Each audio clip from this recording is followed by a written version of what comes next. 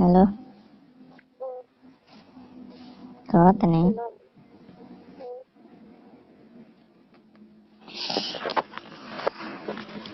आइबो तो कहीं पे लाइबो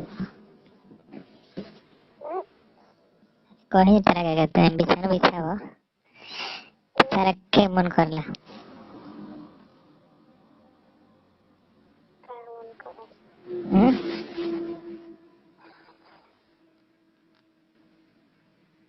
बोलो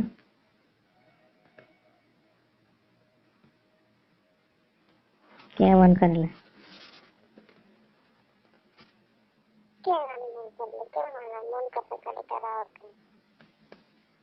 के में के में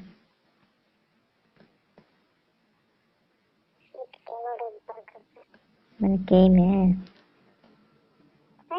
के में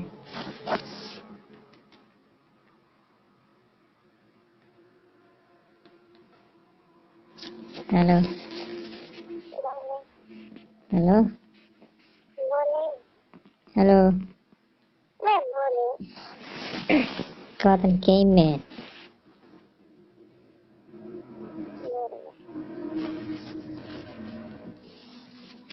रिकॉर्डिंग नहीं क्या होती रिकॉर्डिंग नहीं क्या होती में रिकॉर्डिंग ना होला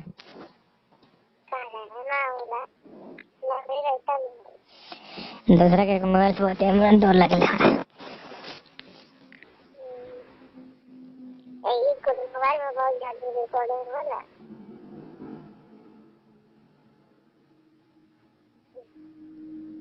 अरे मेमोरी नहीं है मैंने मेमोरी नहीं है उनका बबूर में छितार छितार के मारे तो मजा आला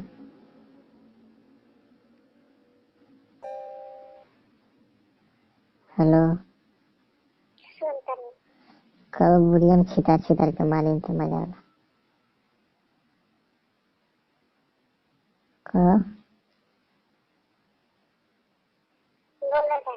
कहो ना बड़े मजा आला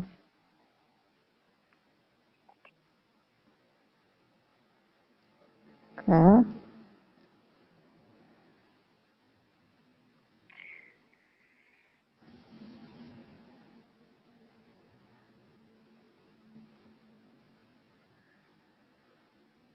कहो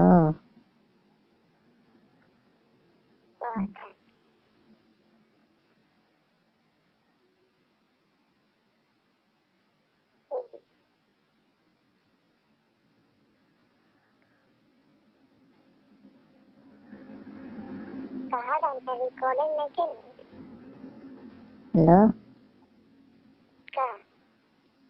कौन अरे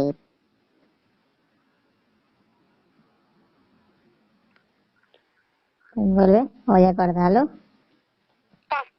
हेलो हाँ बोलो उसके आता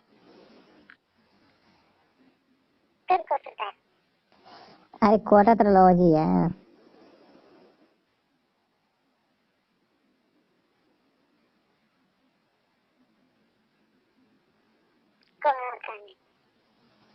बस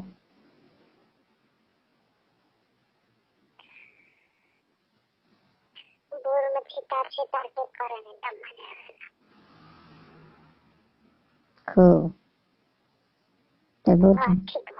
तेबूर के नाम लेकिन तो बड़ी मजा आ रहा होगा कसम से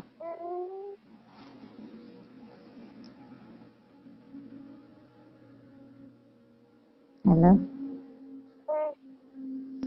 अच्छा हाथ लो ना तो छितार के मारे नहीं हेलो तब ढेर मजा आला के एक घुसा के मतलब मारे तब मजा आला के दह के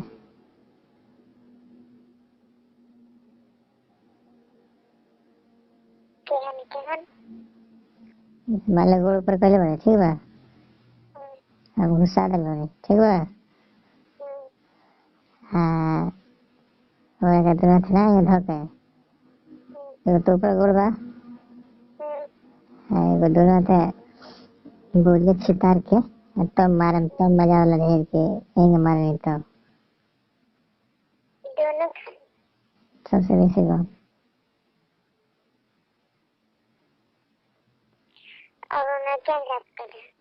तब मैंने होकला पर बहुत छितरा रहता मजा ना कि गोट रहता था बस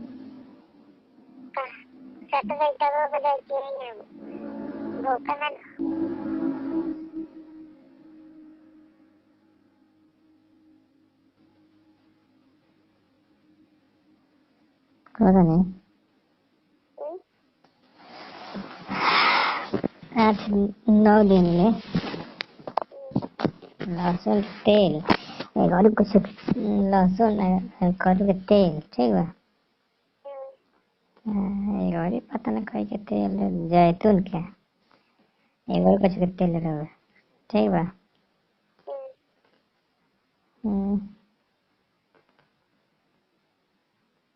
मिला के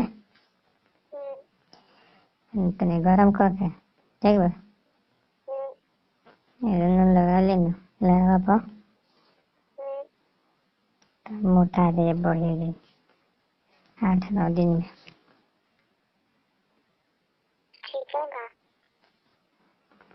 जितना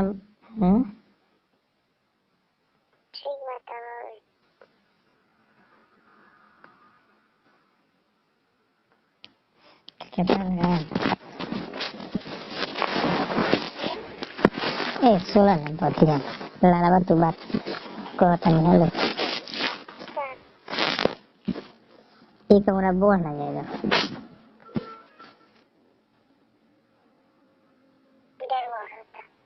मैं तो जगह बना ली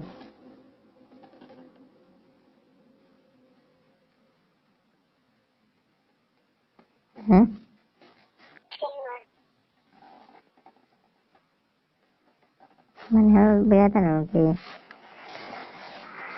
3-4 दिन में बोले नहीं तो 3-4 दिन तक रह जाइए ठीक है लड़का ने वही तो जगह बना ली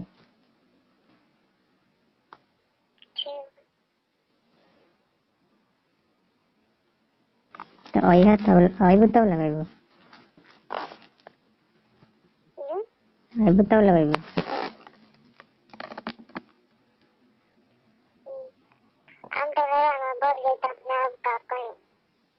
क्या हेलो क्या हेलो तो हम लगा तो बोले अभी तो बढ़ा रहे हैं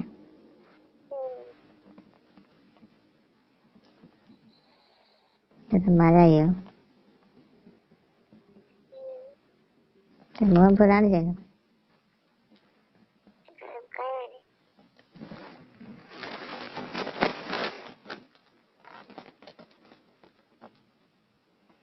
अच्छा ये जब पेड़ पे रहा है तो भैया लगे मुँह पूरा घूर लेती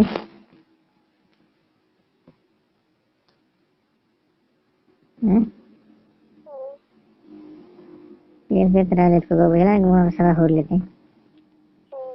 सही बताओ